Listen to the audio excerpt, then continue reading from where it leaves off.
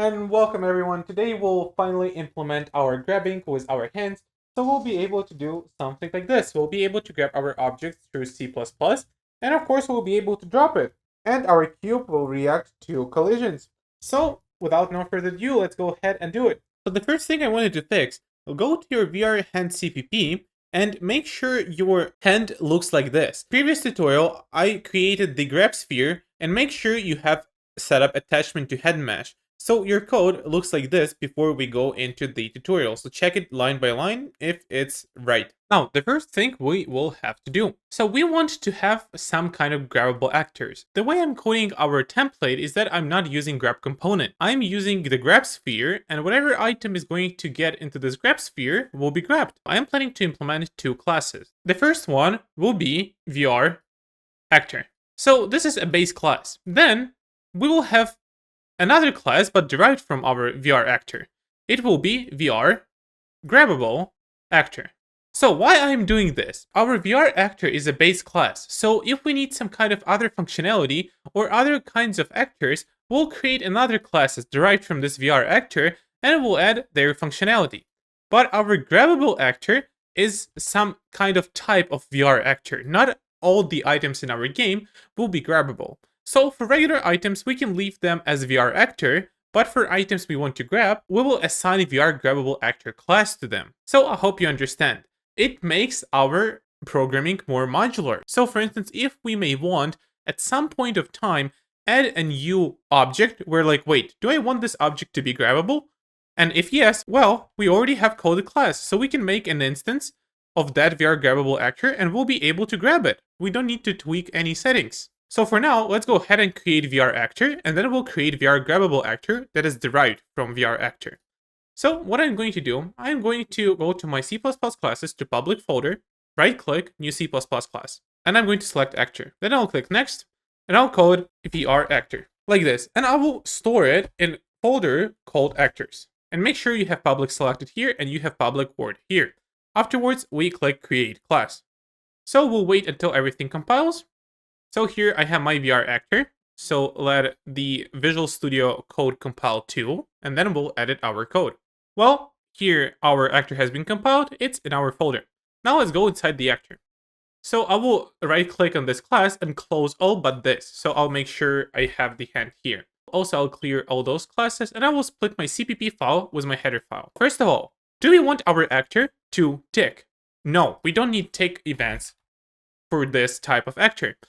So we'll have here false. We'll delete all of those comments since we already know what they are doing. I'll do something like this. And we can remove the tick event. We don't need it. We don't need it in this class. So I will go ahead and remove it. That's what we are left with. Okay, perfect. Let's go back to our picture. When I have VRActor, every class that derives from this VRActor will have same properties as VRActor has. So if we create a mesh inside of this actor, this mesh will be also created in each of those children. So let's think, do we need a mesh in all of our actors? For now, yes, since we don't know what we are going to code next, and our GrabbableActor needs to have mesh. So I will include mesh in our parent. Let's go ahead and do this. I'll use uProperty. I will have it as visible anywhere and blueprint read only. And in here, we'll have PTR, use static mesh component. We don't need to forward declare it since it's already defined in AActor. We derive from AActor, and maybe AActor or its parent has static mesh component forward declared already. So now I'll call it actor mesh, like this.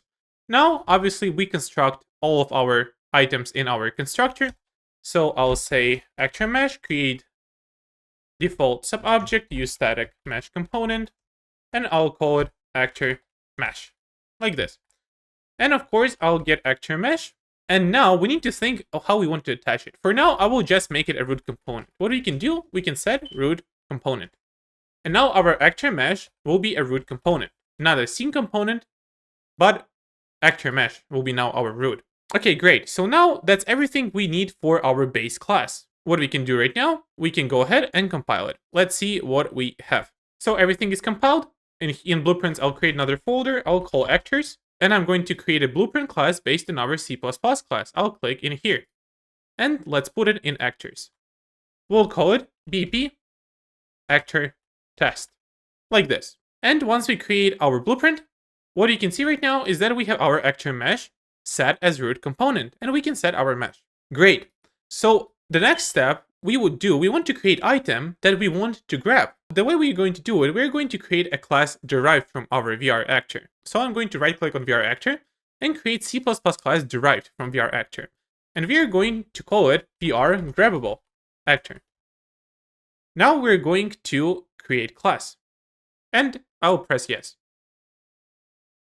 And I will structure my code here, so I will have derived class on the right and base class on the left. Our VRGrabbableActor derives from VRActor.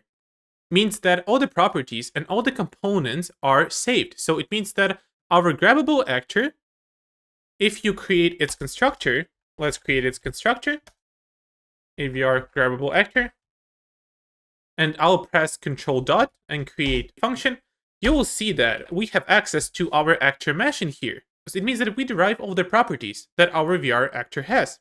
Since we're going to grab objects with our hands, I would like to separate logic and create a separate trace channel for that. For instance, grabbable channel, so that all the objects we can grab had grabbable channel. So let's go ahead to our project settings. We'll go to collision, and here's what we'll see. Everything is empty. What we can do, we can add custom object channel, and I will call it grabbable. So default response will be ignore. So by default, everything we create in our level will ignore grabbable. So after you created this channel, even if you go to the static mesh, you will see that this channel grabbable is ignored by default. Where is collision? Here. You see, grabbable is ignored by default. I will return back to collision and I will add a preset. So preset will be able to trigger through C++. So in here, I'll create a new preset. I'll call it grabbable. So here I say that in collision enabled, we'll have collision enabled query in physics. Our object type will be grabbable. We can write a description only for grabbable objects, and we'll basically block everything, of course, except for camera. Here we will have it blocked, and grabbable overlapped. But if we put it to block, we'll be able to push items. That's what I don't want to have. So I'll have it as overlap, and I'll accept. Afterwards, we can go back to our GrabbableActor. And what we are going to do, how we are going to apply this newly created channel. I am planning to create a special collision around our object where our actor will be grabbable. So what we can do, we can go to VRHand first and we can copy this pragma region right here. So I'll put it here and we'll call it components 2. And let's put it in protected section, not in public. We don't need it in public. So I want to create a box collision. In C++, box collision is uBox component. But unfortunately, it won't be accessible. So we need to forward declare it first. Afterwards, let's create TObject pointer of type uBox component, and I will call it grab region, like this. And make sure your O is capital letter. And we'll assign a U property here. Say that it's visible anywhere, and it will be blueprint read only, like this. So now our grab region we can construct. In here, I'm going to say grab region equals, and we need to include this box component. And where it's located is components, box component.h. Now we can say grab region is create default subobject u box component, and we'll call it grab box region. And we'll attach it to our actor mesh. So I'll say grab region setup attachment, and as I've shown you, we can say actor mesh in here, like this.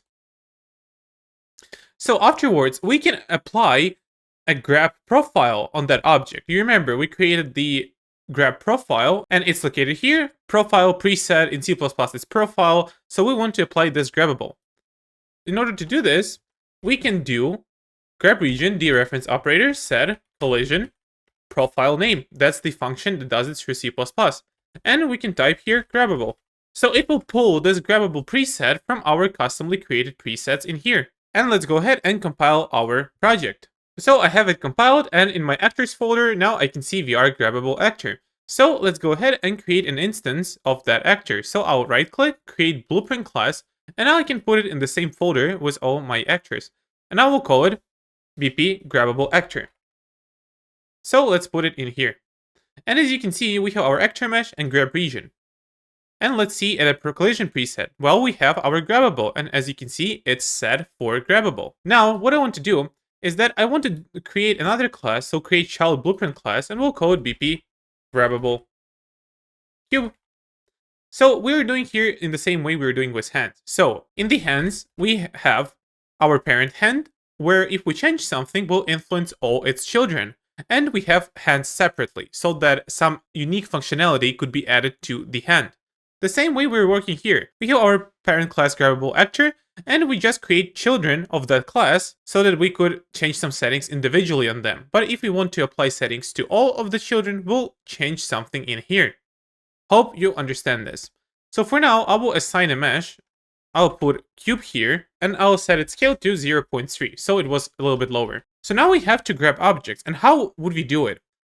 So instead of writing grab functionality for every object, we'll of course write it only one time in our GrabbableActor, and then we'll reparent every actor we want to GrabbableActor, and we'll be able to grab. So what I want to create? I want to create an interface. And what this interface will do is that our VRGrabbableActor will at the same time inherit from interface. So that's what happens when you add interface to your actor. So our hand, that is right here, when it overlaps with some object, it will check if this object implements interface. If it does, it calls grab function in here, and our class responds to this grab function. It overrides our grab function.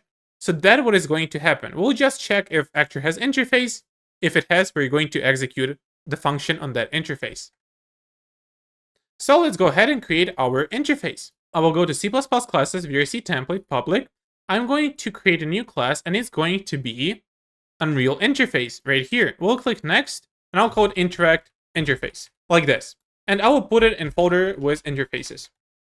And I'll click create class.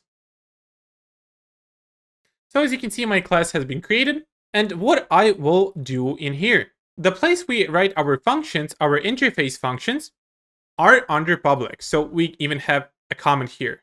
Add interface functions to this class. So we have to do it in here. Don't worry if you have underlined red squigglies, it's totally okay. But what we are going to do? So interface by convention has pure virtual functions. Virtual means that this function is going to be overridden in its children classes. Then we do void because when we grab something, we don't need actually to return anything. And I will call it OnGrab. So when we grab object, we want to pass a component we'll attach it to. So I'll pass here use skeletal mesh component, of course a pointer and a component. And afterwards we can pass constant f vector by reference and call it grab location and equals to 0. So first of all, what is reference? Reference means we don't want to copy a vector once we pass it to this function. So if we didn't have a reference, if you pass the vector to this function, it would make a copy of this vector, necessary things we don't want to have. So I put a reference to avoid that. Afterwards, we have equals to 0. What it means is that this function is pure. And in context of C++, it will not have any body. So we don't need to define a body. You can see OnGrab is not underlined. And we don't need to define it in our interface CVP. Afterwards, I'll have similar function, but on release. We'll also pass in component. And we do not need any grab location here. So we'll have something like that. We might not use grab location in this part. We might use it later on in the tutorials. And we might not use in component too much. So for the grab type we're going to talk about today, we might not even want this information. So I'm doing this for future, those parameters right here. Okay, great. So now you need to understand something. Now our VRGrabbableActor inherits from VRActor. And what we can do, Unreal Engine supports multiple inheritances. But if the second thing it inherits from is interface, so we can inherit both from actor and interface. And now from our VRHand, once we want to grab an object, we'll check if the object we grab is interface. Because our VRGrabbableActor is at the same time VRActor and at the same time interface. So from VRHand, we will be able to cast our item we grab to interface. and call this function onGrab right here. Interface has onGrab, and since VRGrabbableActor inherits from interface, we can override this function onGrab. You can see it's virtual here. VRGrabbableActor will have its own version of onGrab function. And once we trigger from VRHand, we trigger onGrab, it will use the overridden version onGrab of VRGrabbableActor. So that's how we can communicate between classes.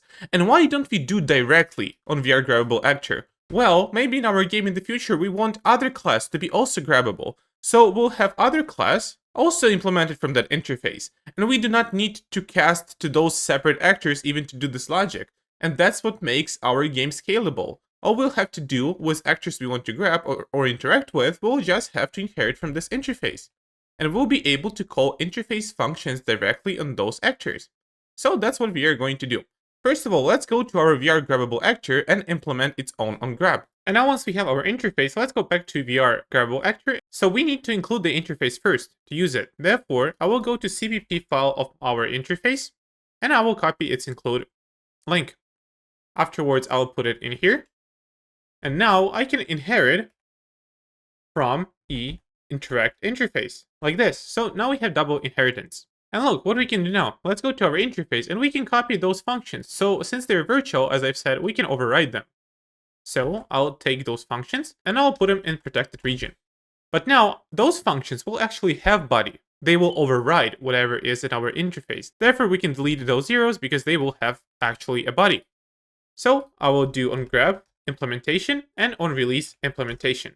So now, once we're going to call some functions on this interface, it's going to propagate and be called in our GrabbableActor. So what I can do now, we have similar functionality in our grab component. You remember, grab component has 3 grab types, the main ones we need: free, snap, and none. The same we can replicate in here. I'll create enumeration class grab type. And I'm going to have free, snap, and none. I will also tell you about one trick. Why C++ has advantage over blueprints? Well, you can create custom names. So umeta display name equals custom name, whatever you want to write here. So in C++, if you want to refer to this enumeration, you will use this name. But in blueprints, you will see this name as this name. So in blueprints, you will have custom name, and in C++, you will have free. But I want my blueprints and C++ names be the same, so I will leave it as this. Afterwards, we want to expose this grab type to our blueprints. Therefore, I'll write UEnum blueprint type. So this macro makes the C++ enumeration be visible to blueprints, and we can use it in blueprints as a variable. So now we want to have this grab type used in our GrabbableActor. So what I'm going to do, I'm going to create a variable of grab type, and I'll call it grab type. And we want to be able to tweak it in blueprints. So I'll make uProperty macro. I'll say that, well, I want this variable to be editable in default. Edit default only. And I want this variable to be blueprint read only. I don't want to set this variable through the blueprint. So we'll have those properties. Also, as grab component, we want to have a Boolean variable that will represent whether our actor is held or our actor is not held. So let's create boolean b is held, and we'll have another uProperty. So we don't want to change this variable through blueprints. This variable is being changed through code, but we want to let our user know that this variable actually exists. So it will have property visible anywhere and blueprint read only, so that this variable was visible and we could only read it. And I want to put them in the same category so we could check it out. So let's say category equals to setup. And in here, I will do the same. So now once we have those 2 variables, we want to start working on our onGrab and onRelease. We'll have different functionality based on grab type, but today we're going to work only with free. So I'm going to switch on my grab type to see what grab type we currently have on that object. And we're going to work with free. But before this, we need to check if our in component is valid, because we are planning to attach our GrabbableActor to our in component. So we need to make sure it's valid. Otherwise, we'll have our game crashed, which is not very good. So we'll have something like that. And now what do we have to do? If we have free and we grab our item, what do we want to do? We want to take our actor mesh and attach to component, and our component will be in component. And now we need to specify our attachment rules. So f attachment transform rules. It's another enumerator, and we can choose here keep world transform, like this. But before we attach our actor, we need to make it not simulate physics, because if our actor simulates physics and we're trying to attach it to something, it will not attach. So what I will do, I will purposefully say that actor mesh set simulate physics to false. Let's look at what our attached to component returns. Well, it returns our boolean, so we can assign it to B is held. And now we need to keep track of what hand is grabbing our actor. So imagine you grab your object with left hand. Then, while you have your object grabbed, you decide to grab it with right hand. And when you release your left hand, this object will still fall. And this happens due to us not keeping track of what hand is holding, because we want to release the object only by the hand that is holding the object. Therefore, we need to keep track of the hand. And the way we're going to do it is that we're going to have a private section, and in here we'll use skeletal mesh component, and we'll call it grabbed by skeletal mesh, like this. And in here, once we grab the object, we'll check if we successfully attached it, and we'll say grabbed by skeletal mesh is the same as in component. And on release, we can copy this piece of code because we also will have release different for each scenario. For now, we work with free, so in free, I'll check first if our object is held, because we can release the object only when it's held.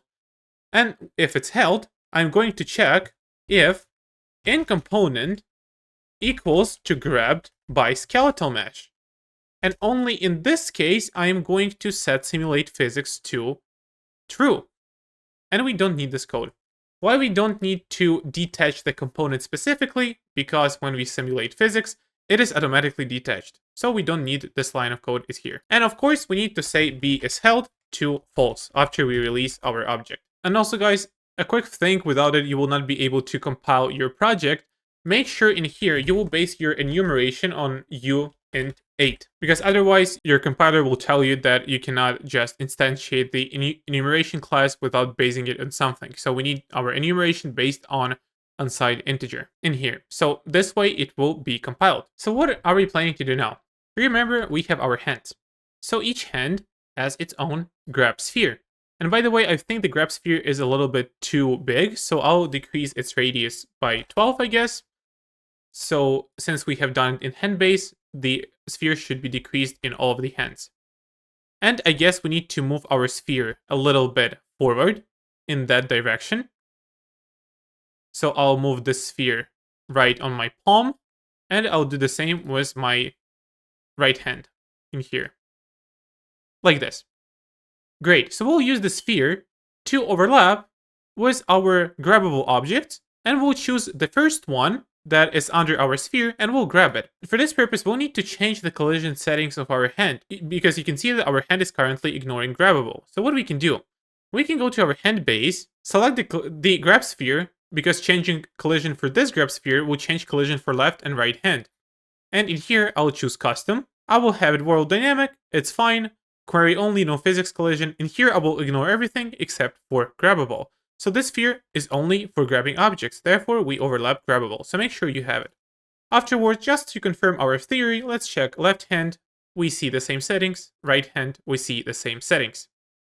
So now let's go ahead and write our code for that. So of course we're going to do it in our hand, because hand is responsible for grabbing, and what I want to do. I want to create two separate functions for grabbing and releasing, so that we could trigger them when we use input from our controllers. Since again, we are not doing inputs through C++, and we'll of course do it in future tutorials, we're going to create functions that will trigger through Blueprint. So let's create function void grab object and void release object, like this. And of course, as every variable has their U property, every function can have property U function. So we want to expose those functions for blueprints, and the parameter we need to pass in U function macro is blueprint callable. And the same we can do for our release function. So now we will be able to use those functions as nodes in our blueprints. So in here, I'll create their definition. like this.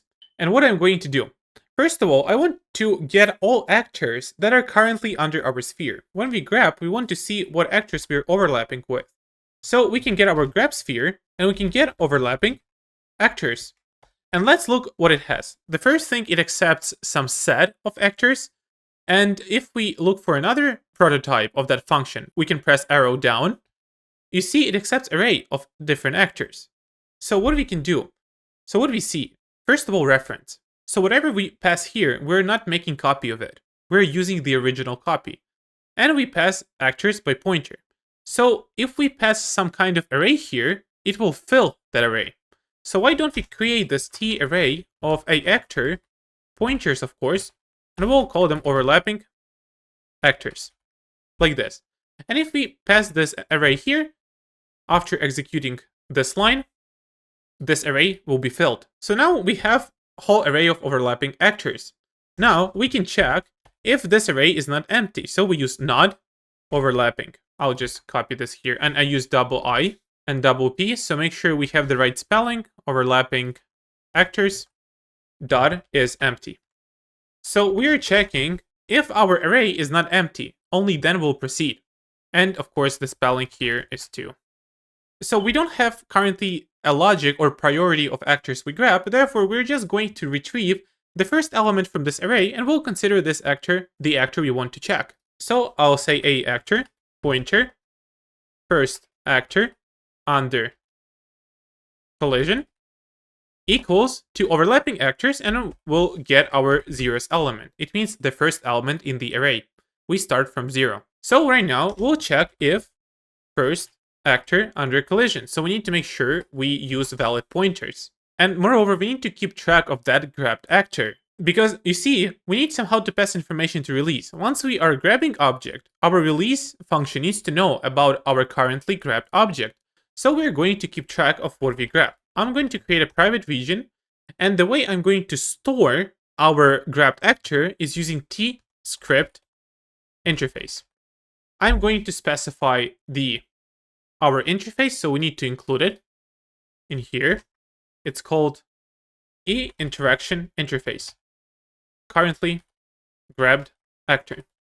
So what is this T-script interface? When we are working with interface, we want to put them in T-script interface because that's a real native way of working around interfaces. And here we need to specify which interface we're working around. In here, I will say that currently grabbed actor equals, I will copy now this T-script interface, and I will pass first actor under collision. So now it will check if first actor under collision can be interpreted as interface. If it can be, it returns us a valid currently grabbed actor. If it can't, it means actor doesn't have interface. So this thing will be null pointer. Nothing will be under this. So we can say if currently grabbed actor. So again, if this is valid, means that we have actor that implements that interface. What we're going to say, currently grabbed actor, dereference OnGrab. And we're going to pass our hand mesh. And to get the grab location, we can say hand mesh get component location. Like this. So here we grab our actor. Now on release object. When we are releasing, now we have this variable right here, which can be filled if we are grabbing something, and can be null if we don't have anything grabbed. So in release object, we're going to check if we are currently grabbing something. If we do, we're going to say on release. And of course, we're going to set it to null pointer. And on release, we need to pass our hand mesh to the hand we release it with. And that will be it. That's all we need to do for grabbing. So again, if you don't understand why this will work, our VRGrabbableActor inherits from interface. So we can say our GrabbableActor is an interface. Therefore, this statement will be true. We can say that first actor under collision can be interpreted as interface because it inherits from it. So now let's go ahead and compile our project. Make sure we save everything and compile. And by the way, since we created GrabbableActor, we can go to class default, and what you'll see here is if we look for setup, you'll see that we have grab type free, and is held is by default false, and we cannot edit it. We can only use this variable. That's what visible anywhere does. But grab type, we can edit it. And in future, we'll choose whether we want to snap this, whether we want it to be grabbed by free type, or none. So this is up to our control. Oh, everything is compiled, and now we need to call those functions we created, grab object and release object in our hand, those functions. So let's go to each hand individually. I will go to left hand, and we have input action IA grab left. We're in the left hand, so we use IA grab left. So we have functions grab object, and as you can see, we can access them, and release object. So started goes here, released goes here. We can copy those functions, go to our right hand, and we can do the same with IA grab right, this function right here. So started goes here, cancelled completed goes in here. So now I will spawn the cube,